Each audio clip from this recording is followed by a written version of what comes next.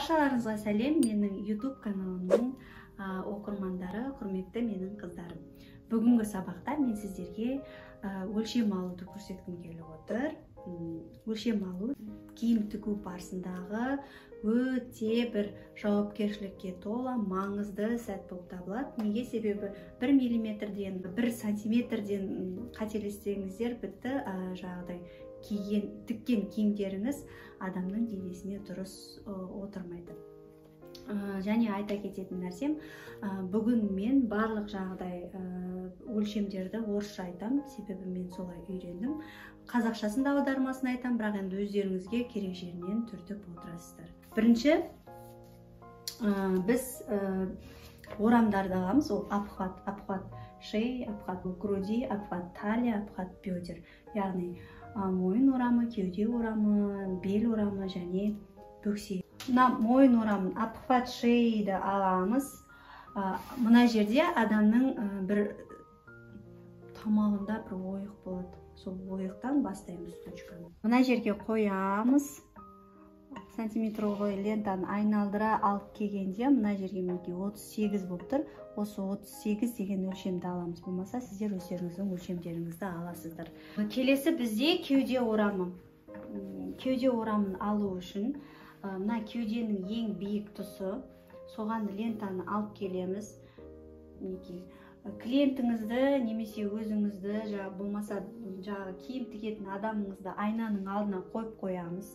Айнаның алдына тұрғызып қоямыз да, деп қырынан қарап тұрғызып қоямыз. Қырынан қарап тұрған кезде мына лента түп-түзу болу керек.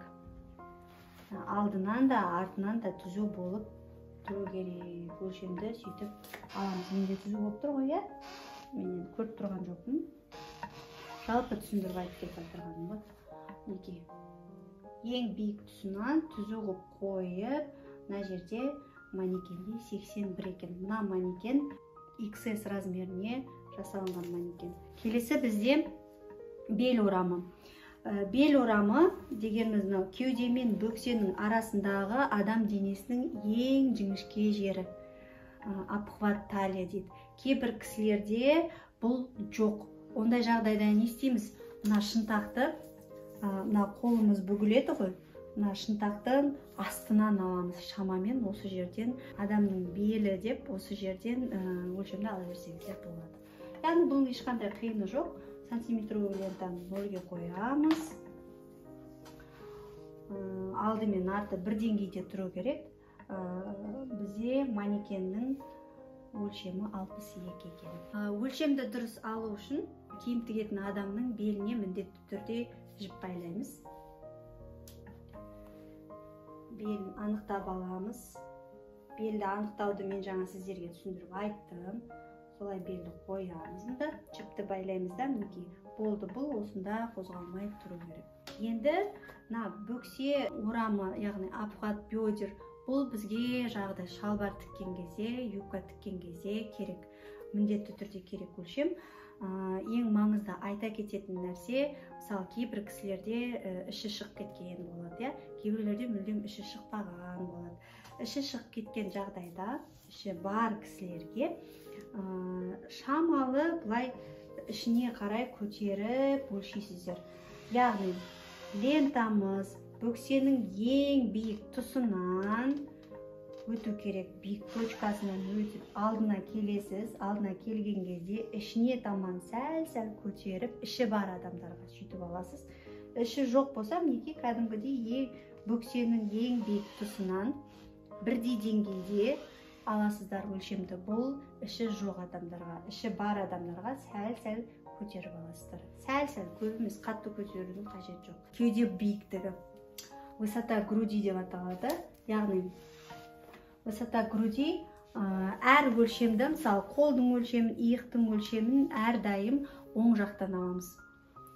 Себебі екі қол бірдей емес, көбіне стандарт бойынша оң жақтан аламыз өлшемнің бәрін. Яғни иықтың жоғарысына қойып, кеуденің ең биік точкасын, ең биік точкасына қойып, өлшеп аламыз. Бұл бізде высота груди, кеуде биіктігі. Енді бізде тағы бір өлшем бар. Бұл жаңағы центр груди дейді. Екі кеуденің ортасы, яғни кәдімгі енді ұялмай айтқанда, әйел адамдарда екі сосоктың ортасын, ең биік точканың ортасын өлшеп аламыз. Бұл бізге жаңағыдай рельефтерді шығарған кезде керек нәрсе. Неке мына точкадан мына точка дейін ең биік точканы өлшейміз. Бұл бізде 16 сантиметр. Келесі өлшем иық өлшемі. Яғни бұны мойын мен иықтың қосылған жеріне қоямыз лентаны. Сосын қол мен дененің қосылған бір нүктесі бар, сол жерді деп өзіңіз ұстасаңыздар білінеді. Сол жерге қойып өлшеп аламыз. Бұл бізде 11 сантиметр болып тұр екен. Келесі өлшем бізде ширина груди дейді. Кеуденің ені дей ма, білмеймін қазақша не деп айтатынын, бірақ мен орысша айтамын.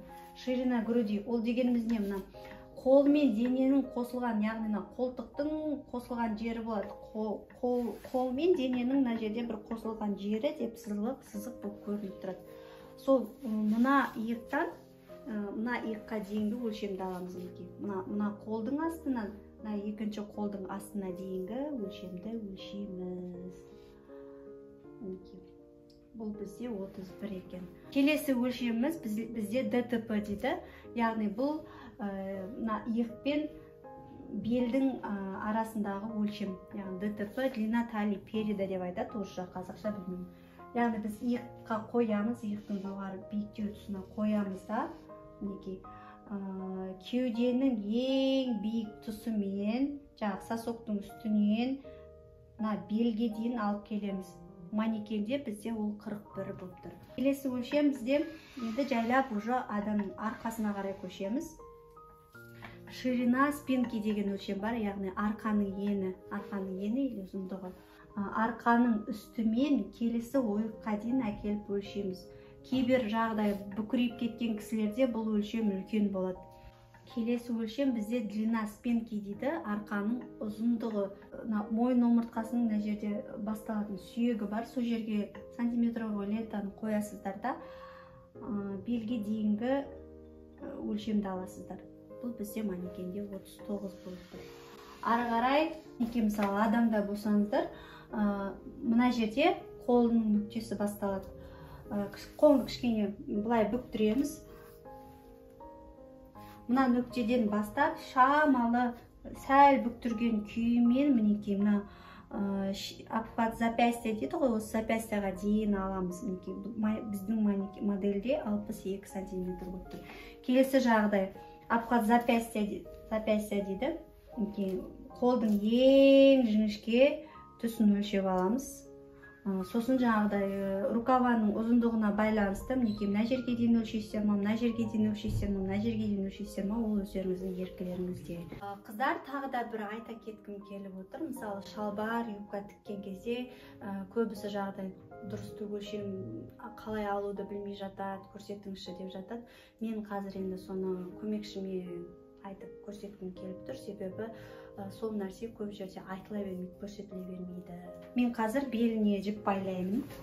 Бұл бізге қазір шалбардың юбкасын дұрыс меркасын алу үшін керек.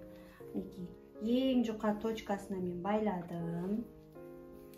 Енді мен бұл модельді аламда қазір орындыққа отырғызам. Мінекей қыздар, біз өшетіп жағда модельді адамды, клиентіңізді отырғызасыз. Мынау біздің ең жұқа точкамыз, обхват талии. Енді бізде высота сидения деген не бар, өлшем бар.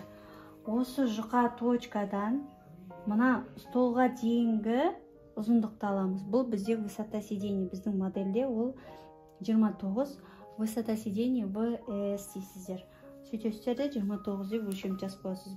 Ал менің құрметті қыздарым, бүгін сонымен жағдай өлшем алу сабағын толық түсіндіре алдым деген ойдамын. Сұрақтарыңыз болса хабарласыңыздар. Менің каналыма подписка жасап, сыңғырлауықты басуды ұмытпаңыздар. Амандықта көріскенше сау болыңыздар.